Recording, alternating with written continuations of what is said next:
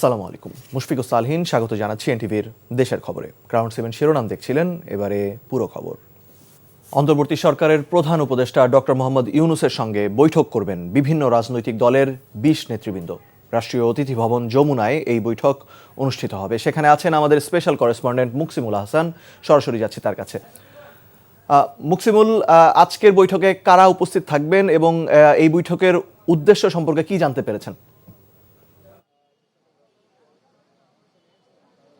মুশফিক, আজকের বৈঠকের উদ্দেশ্য মূলত গতকাল যে উদ্দেশ্যে প্রধান তিনটি দল বলা যায়, বিএনপি, জামাত ইসলামী এবং এনসিপি, এই তিন দলের প্রতিনিধিকে ডাকা হয়েছিল এবং মূলত দেশের সাম্প্রতিক যে রাজনৈতিক সংকট, সেই সংকট উত্তরণের জন্য প্রধান উপদেষ্টার আমন্ত্রণেই সেই রাজনৈতিক দলগুলো এসেছিল।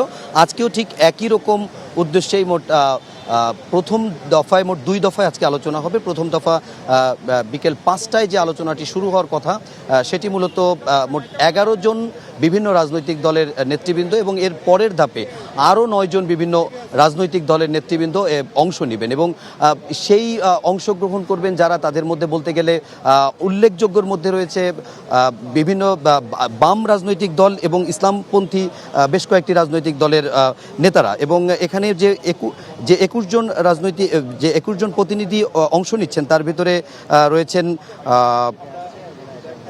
অন্যতম এলডিপির প্রেসিডেন্ট অলি আহমেদ, নাগরিক ঐক্যের সভাপতি মাহমুদুর রহমান মান্না, বিপ্লবী ওয়ার্কার্স পার্টির সাধারণ সম্পাদক সাইফুল হক, গণসংহতি আন্দোলনের প্রধান সমন্বয়কারী জোনায়েদ সাকি, রাষ্ট্র সংস্কার আন্দোলনের প্রধান সমন্বয়ক হাসনাত কাইয়ুম, এবি পার্টির চেয়ারম্যান মুজিবুর রহমান মঞ্জু, বাংলাদেশের কমিউনিস্ট পার্টির সাবেক সভাপতি মুজাহিদুল ইসলাম সেলিম, বাংলাদেশ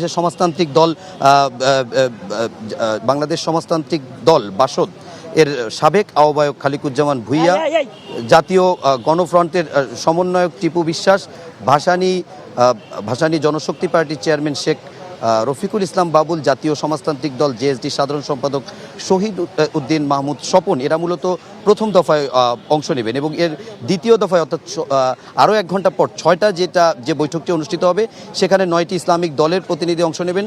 ঠিক 9 জন প্রতিনিধি ইসলামিক দলের বলা যায় না। এখানে ইসলামী বক্তা সাদিকুর রহমান, ইসলামী আন্দোলন বাংলাদেশের আমির সৈয়দ মোহাম্মদ রেজাউল করিম, বাংলাদেশ খেলাফত মজলিসের মহাসচিব মামুনুল হক, খেলাফত মজলিসের মহাসচিব আব্দুল কাদের, হেফাজতে ইসলামের বাংলাদেশের যুগ্ম মহাসচিব আজিজুল হক। এবং এর বাইরেও যদি বলা যায় যে উল্লেখযোগ্যর মধ্যে ডাকসুর সাবেক ভিপি গণ অধিকারের সভাপতি নুরুল হক নূর, তিনিও অংশ নেবেন। মূলত এই দুটি বৈঠকেই গতকালকের মতোই আগামী দিনের সংকট উত্তরণ, প্রধান উপদেষ্টা যেন তার পদে থেকে নির্বাচন পর্যন্ত দায়িত্ব পালন করতে পারেন সেক্ষেত্রে, এবং জাতীয় ঐক্য সৃষ্টির জন্য জুলাই ঘোষণাপত্র সহ নির্বাচন সংস্কার এবং বিচার ইত্যাদি বিষয় নিয়ে আলোচনা হবে বলে আমরা জানতে পেরেছি। মুশফিক, জানছিলাম প্রধান উপদেষ্টার সঙ্গে রাজনৈতিক দলগুলোর বৈঠকের খবর। নির্ধারিত সময়েই জাতীয় নির্বাচন অনুষ্ঠানে প্রধান উপদেষ্টা আশ্বস্ত করেছেন বলে জানিয়েছেন জামায়াতে ইসলামীর আমির ডাক্তার শফিকুর রহমান। দুপুরে মৌলভীবাজারের কুলাউড়া উপজেলায় চা শ্রমিকদের নিয়ে মতবিনিময় সভায় তিনি এসব কথা বলেন। এর ভিতরে আপনি নির্বাচন দিবেন, তিনি বলেছেন যে আমি আমার কথায় শক্ত আছি এবং সেই নির্বাচন আপনারা পাবেন। তবে আমি চাচ্ছি এমন একটা নির্বাচন যেটা ইতিহাস সৃষ্টি করবে এবং যেখানে প্রত্যেকটি মানুষ ভোট দিয়ে হাসি মুখে বের হবে। দেশের স্বার্থ যেখানেই বিঘ্নিত হবে সেখানেই নো। চট্টগ্রাম বন্দরের জেটি সমূহ পরিচালনায় বিদেশি অপারেটর নিয়োগের সিদ্ধান্ত থেকে সরকার সরে না এলে বন্দর অচল করে দেওয়ার হুমকি দিয়েছে শ্রমিকরা। সকালে বন্দর ভবনের প্রধান ফটক অবরোধ করে অবস্থান কর্মসূচি পালনকালে শ্রমিকরা অভিযোগ করে বলেন, চট্টগ্রাম বন্দরকে বেসরকারীকরণের নামে বিদেশিদের হাতে তুলে দেওয়ার ষড়যন্ত্র চলছে। এই উদ্যোগ সফল হলে দেশের স্বাধীনতা, সার্বভৌমত্ব হুমকিতে পড়বে বলেও অভিযোগ করেন তারা। আজকের অর্ধ দিবস অবস্থান কর্মসূচির মাধ্যমে সরকারের সিদ্ধান্ত প্রত্যাহারের আহ্বান জানান তারা। অন্যথায় বন্দর অচল করে দেওয়ার হুঁশিয়ারি দেন বিক্ষোভকারীরা।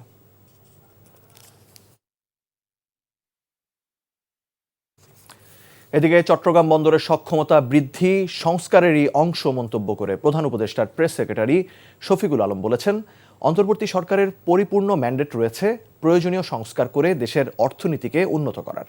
চট্টগ্রাম বন্দরের টার্মিনাল ব্যবস্থাপনায় সংযুক্ত আরব আমিরাতের প্রতিষ্ঠান ডিপি ওয়ার্ল্ড সহ বেশ কিছু বৈশ্বিক কোম্পানির সাথে সরকারের যোগাযোগ হচ্ছে জানিয়ে তিনি বলেন, দেশে বড় বিনিয়োগ আনতে বন্দরের সক্ষমতা বাড়ানোর বিকল্প নেই। শেয়ার বাজার যেন আর কখনো কোনো গোষ্ঠীর কাছে কুক্ষিগত না হয়, সেজন্য প্রয়োজনীয় ব্যবস্থা নেওয়া হচ্ছে বলে জানিয়ে তিনি বলেন, আওয়ামী লীগ সরকার পুঁজিবাজারকে ধ্বংস করে গেছে, তাই শেয়ার বাজার ঘুরে দাঁড়াতে সময় লাগছে। ইলেকশনটা করা, ইলেকশনকে কেন্দ্র করে সবগুলো কাজ করে 3 মাসে ইলেকশন করে চলে যাওয়া, কিন্তু এই যে ওনারা আসলেন, আসার এই যে ইন্টারিম গভর্নমেন্টের কাজের মধ্যে ইকোনমিক রিফর্ম, মানে রিফর্মটা একটা বড় একটা পার্ট। আপনি ইকোনমিক রিফর্ম করবেন, চিটাগাং পোর্টকে এড়িয়ে আপনি রিফর্ম করতে পারবেন না, বিকজ আপনার জব তৈরি করতে হবে, এবং এই জব তৈরিটা চিটাগাং পোর্টের এফিসিয়েন্সির সাথে জড়িত। শেয়ার মার্কেটে খুব ডিপ একটা রিফর্ম যাতে হয় এবং ঘুরে দাঁড়াবে, এবং সেই অনুযায়ী কাজগুলো হচ্ছে। চট্টগ্রামে জমে উঠছে কোরবানির পশুর হাট। ক্রেতারা গরু কিনতে নগরের খামারগুলোতেও ছুটে যাচ্ছেন। পশু সম্পদ দপ্তরের কর্মকর্তারা বলছেন, ক্রেতাদের চাহিদার বিপরীতে এবার পশুর সংখ্যা বেশি থাকবে। চট্টগ্রাম থেকে শামসুল হক হায়দারির পাঠানো রিপোর্ট, ক্যামেরায় ছিলেন এনামুল হক। চট্টগ্রামের 15 উপজেলা সহ সিটি কর্পোরেশন এলাকায় এবার স্থায়ী অস্থায়ী মিলিয়ে কোরবানির পশু বেচাকেনা হবে 80টিরও বেশি হাটে। পশু সম্পদ দপ্তরের হিসেবে এসব হাটে ইতিমধ্যে মজুত রয়েছে প্রায় 8,70,000 গবাদি পশু। এসবের মধ্যে বড় হাটগুলো রয়েছে মহানগরে, যেখানে দেশের বিভিন্ন এলাকার ব্যবসায়ীরা কোরবানির পশু বিক্রি করতে আসেন। এ কারণে বাজার পরিস্থিতি স্বাভাবিক রাখতে নানা ব্যবস্থা নেওয়া হয়েছে বলে জানায় নগর কর্তৃপক্ষ। ট্রাফিক বিভাগ আছে, আইন শৃঙ্খলা বাহিনী, কারণ এখানে অনেক ধরনের চিন্তাভাবনা নিয়ে অনেকে ঘুরেফেরা করতে থাকে, কাজে এটা একটা বিশাল চ্যালেঞ্জ। চট্টগ্রামে গত 10 বছরে খামারের সংখ্যা অনেক বেড়েছে। নানা শ্রেণী পেশার মানুষ ও তরুণ উদ্যোক্তারা যুক্ত হয়েছেন খামারে গরু বিক্রির কাজে। সব জাতের গরুই আছে, শাহিওয়াল, দেশাল, ফ্রিজিয়ান। সর্বোচ্চ দামে আমরা বিক্রি করছি অ্যারাউন্ড 8 লাখ টাকা, আর সর্বনিম্ন 1,10,000 টাকার গরু আছে। কোরবানির জন্য এবছর বিদেশি পশু আমদানি হচ্ছে না, এমন খবরে বাজারে গরুর দাম বেশি হাঁকা হচ্ছে বলে অভিযোগ ক্রেতাদের। NTV news desk. ছাত্র উপদেষ্টারা গণ অভ্যুত্থানের সবার প্রতিনিধি। তারা কোনো রাজনৈতিক দলের নয়, কিন্তু কেউ কেউ তাদের দলীয় ট্যাগ দেওয়ার চেষ্টা করছে বলে মন্তব্য করেছেন এনসিপির দক্ষিণাঞ্চলের মুখ্য সংগঠক হাসনাত আবদুল্লাহ। সকালে চট্টগ্রামে এক পথসভায় এসব কথা বলেন তিনি। বলেন, দ্রুত সময়ের মধ্যে বিচার, সংস্কার ও আগামী নির্বাচনের রোড ম্যাপ দিতে প্রধান উপদেষ্টাকে জানিয়েছে জাতীয় নাগরিক পার্টি। জুলাই হত্যার বিচার, সংস্কার ও নির্বাচনের বিষয়ে জন আকাঙ্ক্ষা ও মতামত জানতে তাদের এই পথসভা। পর্যায়ক্রমে সারা দেশে এই কার্যক্রম চলবে। এতে দলের কেন্দ্রীয় যুগ্ম সদস্য সচিব ডাক্তার তাসনিম জারা সহ কেন্দ্রীয় নেতাকর্মীরা উপস্থিত ছিলেন। রাজনৈতিক ছোট ছোট মতপার্থক্যকে জাতীয় স্বার্থে দূরে রেখে আমাদেরকে ঐক্যবদ্ধভাবে আমাদের দেশটাকে করতে হবে, এবং এই অন্তর্বর্তীকালীন সরকারের কাছে আহ্বান জানাই, আপনারা অবিলম্বে আমাদের এই যে বিচার কার্যক্রম, সংস্কার কার্যক্রম এবং নির্বাচনের সুস্পষ্ট রুটম্যাপ আপনারা জাতির সামনে প্রকাশ করুন। টাঙ্গাইলের মধুপুরে ক্ষুদ্র নৃগোষ্ঠী সহ বনাঞ্চলে যারা বসবাস করেন তাদের বিরুদ্ধে করা 129টি মামলা প্রত্যাহার করার ঘোষণা দিয়েছেন পরিবেশ, বন ও জলবায়ু পরিবর্তন এবং পানি সম্পদ উপদেষ্টা সৈয়দা রিজওয়ানা হাসান। দুপুরে টাঙ্গাইল বন বিভাগের আওতাধীন মধুপুরের টেলকি এলাকায় শাল চারা রোপণকালে তিনি একথা বলেন। উপদেষ্টা বলেন, শালবনে আবার শালগাছ ফেরত আনা হবে। তিনি বলেন, বনাঞ্চলের অধিবাসীদের পাশাপাশি বন রক্ষায় শিক্ষার্থীদের সম্পৃক্ত করা হচ্ছে।